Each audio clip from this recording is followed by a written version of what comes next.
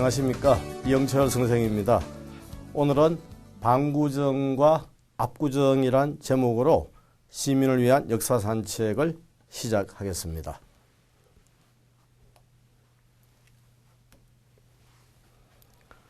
자, 여러분이 다 아시다시피 방구정은 황희정성의 정자이고 압구정은 한명회의 정자이죠. 자, 이 두 분의 삶을 통해서 우리가 이제 어떻게 세상을 살아갈 것인가 이런 것을 한번 조명해 보도록 하겠습니다. 먼저 황희정성을 만나보죠. 황희는 고려 말 쪽에 태어났죠. 그래서 조선이 개국될 당시에는 조선이 1392에 개국이 되니까 조선이 1392년 7월 17일에 개국이 됩니다. 자, 조선이 개국될 때는 큰 이제 서른이 거의 다 돼가는 그런 나이입니다. 근데 사실 우리가 황희는 고려보다는 조선에서, 특히 조선에서도 세종조의 꽃을 피운 대표적 인물이에요. 세종이 1418에서 1450, 즉 32년을 세종이 집권을 합니다. 그래서 어떻게 보면 세종조의 황희가 어떻게 보면 주 활약을 했다고 볼 수가 있습니다. 황희는 두문동 멤버였다는 거죠. 이 두문동이라는 것이 이제 고려가 망하고 고려 충신들이 이제 개성 만수산 아래쪽에 있는 두문동으로 들어갔습니다. 당시 이제 이 두문동 멤버가 72명이었습니다. 72현이라고 사료에 나와 있죠. 72명인데 황희나 허조 같은 인물은 너무나 이제 그 당시로서는 젊은 나이죠. 그래서 이 두문동의 이제 노 대신들이 너희들은 너무 어리니까 일단 사실 고려의 녹을 먹긴 먹었지만 너무 이제 나이가 어리니까 사실 세상에 내려가도록 해라 해서 이제 이 황희와 허조는 조선조에 참여를 하게 되죠. 그래서 이 두 분 다 세종 때 꽃을 피우게 됩니다. 특히 이제 황희는 정말 대단한 이제 이력서를 갖게 되죠.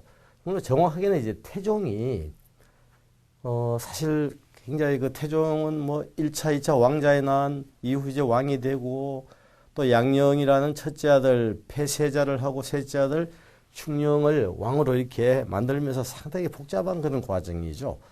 그래서 이제 태종이 이 황희를 발탁해서 황희 정도 같으면 충분히 자기 아들 세종을 보필할 것이다. 이렇게 해서 이제 사실 태종이 발탁한 인물이 방촌, 호가 방촌 아닙니까? 이 방촌 황희죠. 방촌 황희인데 그래서 황희가 이제 세종조에 우리가 이제 명재상으로서 이제 대단한 활약을 한 인물이 황희입니다. 그래서 황희 빼고 사실 우리가 세종조를 얘기를 할 수가 없습니다. 그만큼 이제 황희는 세종 32년 집권에서 주 활약을 한 인물이 바로 황희라고 볼 수가 있습니다.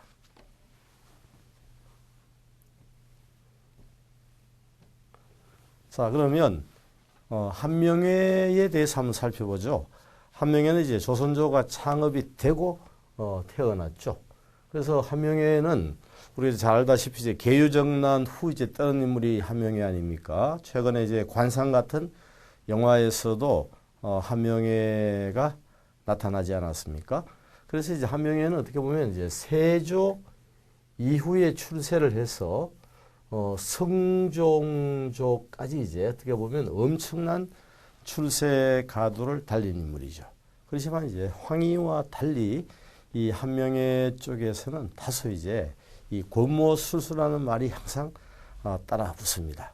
그 시대를 어떻게 보면 사실 조금 약삭빠르게 살았다고 할 수 있지 않습니까? 그래서 우리가 이제 흔히 이 마키아벨리란 말을 쓰죠. 마키아벨리. 이 한명회 쪽에서는 이제 이 마키아벨리란 말이 들어갑니다. 마키아벨리라가 들어가는데 좀 이제 이미지는 이제 권모술수 뭔가 조금은 이제 부정적 이미지가 있습니다. 출생 스토리부터 황희는 아주 이제 어떻게 보면 좀 드라마틱하랬죠. 칠사각동이로 태어났다. 그래서 요즘 같으면 사실 뭐 힘들죠. 어떻게 보면. 그렇지만 그 당시에 이제 살아남았다는 거 아닙니까? 그런데 이제 한명회가 이렇게 성공을 할 수 있었던 것은 바로 권건 손자인 골람이 때문이죠. 그야말로 요즘으로 말하면 절친이에요. 골람이하고. 이 권건은 호가 이제 양촌인데 이 권건이라는 사람은 이방원 편에 섰죠. 정도전하고는 이제 서로가 이제 대립되는 하나의 그 정치적으로 이제 대립되는 그런 상태였습니다. 그래서 권건이 이제 개국 공신이 당연히 아니었겠어요. 그래서 이 권건 손자인데 골람이가 청거를 해서 한명회가 사실 출세 가도를 달리게 된 거죠. 이제 수양대군이 이제 이유 아닙니까? 이유를 만나면서 이름이 유인데 이유를 만나면서 어떻게 보면 이제 출세 가도를 달리게 됩니다. 그래서 보세요. 뭐 수양대군이 왕 되면서 엄청난 거 아닙니까? 그래서 이제 좌익공신 1등에 또 이제 뒤에 가서는 아주 뭐 그 당시에 명문가들과 다 이제 어떻게 보면 사돈관계를 맺고 있죠. 딸들이 또 이제 왕비도 되고 그 성종의 와이프가 바로 이제 한명회의 딸이에요. 그 정도로 이제 출세 가도를 달리고 있단 말입니다. 이 계유정난이 이제 결정적인 사건이죠. 계유정난이. 그래서 이제 그 어떻게 보면 사실은 개성에 있는 그 궁궐을 지키는 그런 사실 하급 관직에 불과했던 인물인데 어떻게 보면 이제 영의정까지 그야말로 출세를 한 그 당시 어떻게 보면 난세를 아주 이제 지혜롭게 살았던 인물이라고 볼 수 있습니다. 그래서 세조가 그 장량이다 이렇게 했단 말입니다. 사실 그 한나라 고조 유방이 중국 천하를 재통일하는 과정에서 이제 글이 있지 않았습니까? 3명의 인물이 있었는데 바로 이제 책사가 장량 아닙니까? 장량. 그리고 한신도 있었고 소화라는 인물도 있었죠. 바로 이제 나의 장량이다 이렇게 이제 그 정도로 높이 평가를 했습니다. 자, 그리고 이제 우리가 그 당시 이제 그 삼정성이 신숙주, 구치관 이렇게 이제 한명회인데 이들이 세조가 사실 아플 때부터 이들이 사실 왕권을 대행하는 그 정도의 파워를 갖고 있었죠. 이런 권력 구조를 원상제라고 부릅니다. 원상제 이런 권력 구조를 그러니까 국왕의 비서실을 이 성종원이 국왕의 비서실인데 이러한 비서실을 사실 이들이 움직였던 거죠. 국왕 자체가 이제 뭐 나병이 걸려가지고 세조가 사실 그 왕권을 정상적으로 수행할 수가 없었습니다. 그래서 이 삼정성의 대행 체제가 나타난 거죠. 이것을 이제 우리가 정치 체제에서 원상제라고 불러요. 원상제라고 부릅니다. 그리고 보면 한명회는 사실 뭐 출생 스토리부터 상당히 비극적이었지만 그것을 모두 극복하고 어떻게 보면 1인지야 만인지상 자리에 올랐다고 볼 수가 있습니다.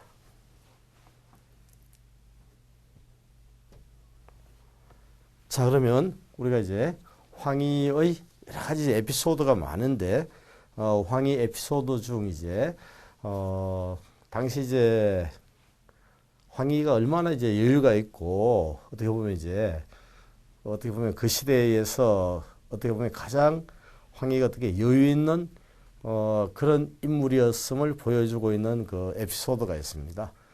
자, 황희 집에 이제 그 계집종들이죠. 이 계집종을 적각이라고 부르는 것은 이제 적은 노출된다는 말 아닙니까? 다리가 노출되었다. 그러니까 노비들이 활동을 많이 해야 되는데 긴 치마를 입고 움직일 수가 없죠.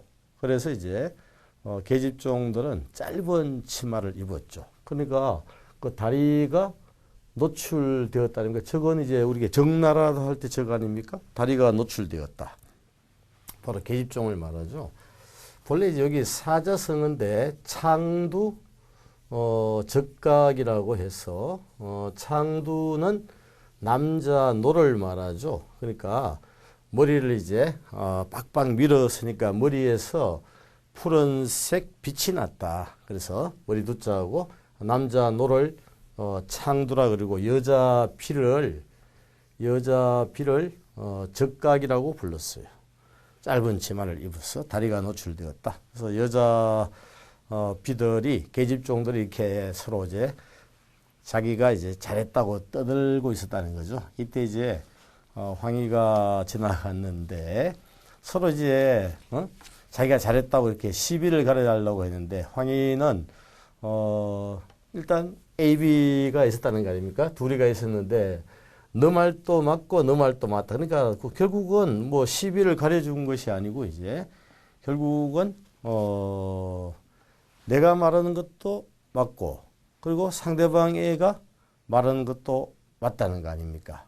결국 이제 이렇게 뭐를 나눈다는 그 자체가 어떻게 보면 끝이 없는 논쟁이고 분쟁 아니겠습니까? 그래서 황희는 이제 너 말도 맞고 너 말도 맞다 이렇게 해서 이제 당시 유명한 시시라는 이런 이제 에피소드를 남기고 있습니다. 사실 뭐 우리가 뭐 누구 것이 딱 맞고 누구 것이 딱 틀리는 것은 아니죠. 종이 한 장 차이지 않겠습니까?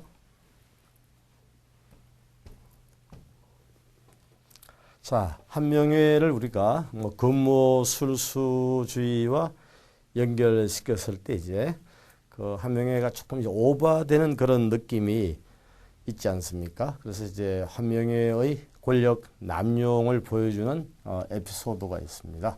이 압구정이 지금 현대아파트 쪽 압구정동에 그러니까 보면 이제 압구정이 좀 좋은 이미지보다는 이렇게 좀 부정적 이미지가 깔려 있죠. 그래서 압구정이 엄청난 그런 그 규모였다면서 위용이라고 하지 않았습니까? 그래서 중국 사신들도 이렇게 이제 한양에 오면 이 압구정을 한 번쯤은 이제 보고 싶다는 거죠. 그만큼 이제 작은 소국에 이런 큰 정자가 있었다는 거죠. 그래서 이제 그 압구정에 이제 그 위용을 자랑하기 위하여 국왕이 사용하는 용이나 봉황이 들어가면 이거는 이제 왕을 상징하는 거 아니겠어요? 용이나 봉황을. 이 차일은 이제 태양을 가린다는 말이죠. 옷으로 치면 이제 텐트, 천막 아니겠어요? 그래서 이제 이것은 국왕이 가능한 그런 차일인데 태양을 가리는 천막인데 이것을 압구정에다가 이것을 설치하려고 한 거죠. 그러니까 이제 뭐 이건 아닌데 그래서 사람들이 조금 논란이 있었다는 거 아닙니까? 그래서 관철되지 않자 이제 한명회가 당연한 건데 당시 성종 때죠. 왕은 이제 성종 때인데 바로 장인 아니겠어요? 성종 부인이 한명회 딸이죠. 그러니까 장인 어른인데 그래서 이제 한명회가 사실 이제 뭐 화낼 일이 전혀 아니죠. 아니 군신 관계가 정확해야 되지 어떻게 신하 때 어떻게 그 화를 냈단 말이에요. 노기를 감추지 않았고라고 나와 있지 않습니까? 근데 사실 이거는 뭐 거의 이거는 정리가 돼야 되는 순수인데 그래도 국왕의 장인이다 보니까 이제 귀양은 면하고 이렇게 했다는 거 아닙니까? 이런 것이 엄청난 그야말로 이제 권력 남용을 보여주는 거죠. 그리고 이제 나중에 이제 그 한명회가 결국은 좀 비극적으로 부관 참시 그러니까 관을 쪼개고 송장의 목을 베었다는 거죠. 결국 한명회는 살아생전에는 목이 베이지지 않았지만은 죽어서 부관 참시를 당하게 됩니다.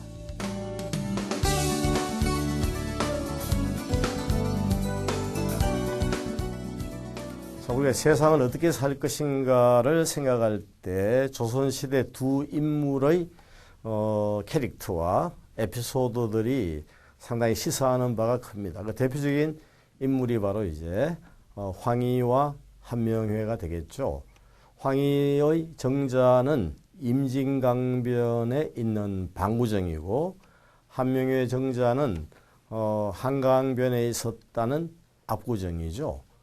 방구정은 아주 그 소박한 모습으로 지금도 남아있지만 압구정은 위용은 온데간데 없고 지금 사라지고 없습니다. 그래서 이것은 이제 우리가 역사에서 과연 이제 어떠한 인물이 우리에게 교훈을 주는가 이것을 우리가 한번 돌아보게 하고 있습니다. 그래서 이제 황희는 그야말로 이제 청백리의 대명사. 물론 이제 요즘 최근에 이제 그 황희 쪽 사료를 찾다 보니까 황희가 우리가 생각했던 만큼 정말로 이제 뭐 그렇게 막 정말 남루할 정도의 그런 그 궁색함은 아니었다는 최근에 이제 뭐 연구 결과는 나와 있습니다. 그래서 우리가 이제 과거 책에서 읽었던 그야말로 이제 너무 이제 궁색한 그런 이미지는 아니었다는 것이 이제 사료가 밝히고 있습니다. 거기에 반해서 이제 사실 한명회는 그야말로 이제 마키아벨리즘 그 자체였단 말입니다. 그래서 이제 당대에는 어떻게 보면 이제 한명회가 그야말로 이제 저 무소불위의 권력으로 이렇게 살았지만 역사에서는 한명회는 어떻게 보면 이제 그 조금 군모술수다. 뭔가 이제 사대부의 기본적인 그런 수기의 측면에서는 조금은 이제 한계가 있다. 이런 지금 평가가 나오지 않습니까? 그래서 그야말로 이제 아주 그 정말 극명한 대조를 이룬다는 거죠. 그래서 이제 우리가 인생을 어떻게 살 것인가 생각할 때 뭔가 역사를 생각을 조금 해볼 때 한명회 같이 이제 당대에 그냥 뭐 이렇게 조금 고무술수지만은 그렇게 살 것인가 그렇지 않으면 역사를 조금 이제 두려워하고 우리가 이제 역사에 좋은 어떤 이미지로서 살 것인가 여기에 대해서 이제 그 압구정과 이 방구정이라는 두 정자를 생각할 때 저기 이제 황희와 한명회를 생각할 때 우리가 뭔가 이제 세상을 어떻게 살 것인가 할 때 그 척도가 나올 수 있다는 거죠. 자, 이로써 압구정과 방구정에 대한 강의를 마치겠습니다. 감사합니다.